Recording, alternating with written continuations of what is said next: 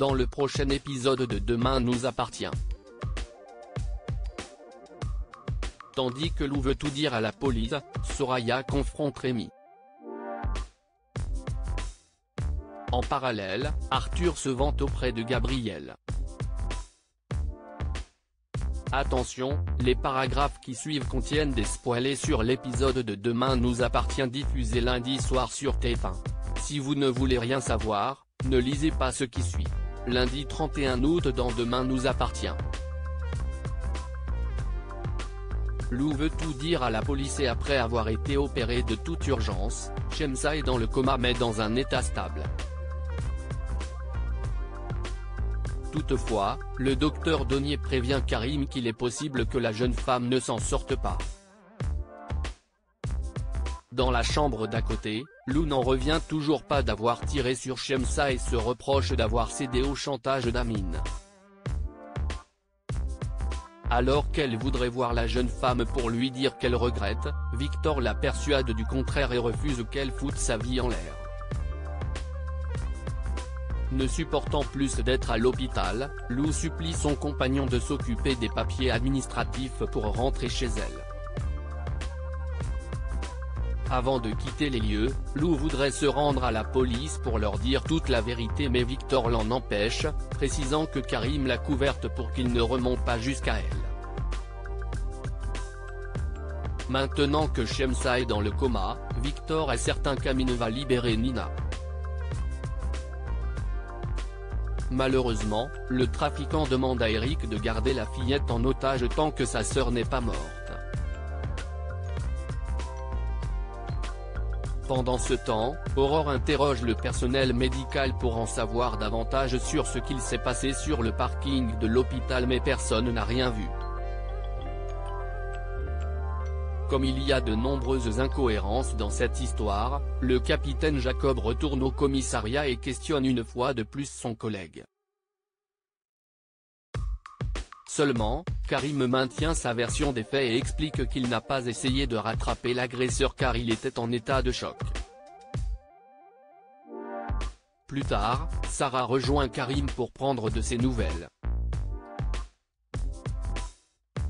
Tandis qu'elle pense que son supérieur est à l'origine du coup de feu, Karim l'assure du contraire et déclare que c'est un homme d'Amine qui est passé à l'acte. En fin de journée, Karim rend visite au Brunet et les informe avoir trouvé un indice qui saurait où se planque Eric. Convaincu que sa fille est déjà morte, Lou décide de se rendre au poste pour révéler toute la vérité. Soraya confronte Rémi dans la matinée. Soraya raconte à Rémi qu'elle a vu Thomas la veille et souhaite savoir si c'est lui qui a bloqué son numéro de téléphone. L'infirmier fait mine de n'avoir rien à voir dans cette histoire et jure qu'il n'aurait jamais pu faire une chose pareille. Soraya rejoint ensuite Noré et lui rapporte ce qu'il s'est passé. Dans la mesure où elle n'imagine pas Rémi mettre en œuvre un plan aussi tordu, les deux jeunes femmes en viennent à soupçonner leur père. Dans l'intervalle, Rémi avoue tout à Georges. Furieux qu'il ait usurpé l'identité de Thomas, le policier rajoute qu'en faisant cela, il a franchi une limite à la fois morale et légale. Mais Rémi rétorque qu'il a simplement voulu sauver son couple et aimerait trouver une solution pour que Soraya ne découvre pas la vérité. De son côté, l'assistante est avec Thomas au parloir.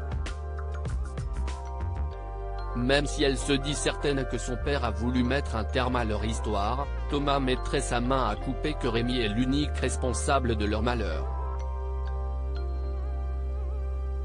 En rentrant, Soraya confronte une nouvelle fois son ex-petit ami. Pour ne pas ruiner ses chances avec la femme qu'il aime, ce dernier affirme alors que Georges est le coupable et indique même avoir mis la main sur le téléphone qui prouve sa culpabilité. La fille de Bilal a du mal à le croire mais elle choisit toutefois d'aller le voir sur son lieu de travail pour en avoir le cœur net. Arthur se vante auprès de Gabriella la paillote. Gabrielle questionne Arthur sur la sextape qu'il a faite avec Sofia. La dépique de son ami, l'adolescent prétend qu'ils se sont filmés. Impressionné, le fils de Morgan met Charlie dans la confidence. La jeune femme commence alors à faire circuler la rumeur auprès de ses amis puis félicite le couple d'être parvenu à filmer leurs ébats amoureux. Sofia, qui est furieuse que son copain ait parlé de leur intimité à tout le monde, quitte les lieux précipitamment. Arthur a beau s'excuser, Sofia sait qu'elle va s'en prendre plein la figure par ses camarades et promet de ne jamais le lui pardonner.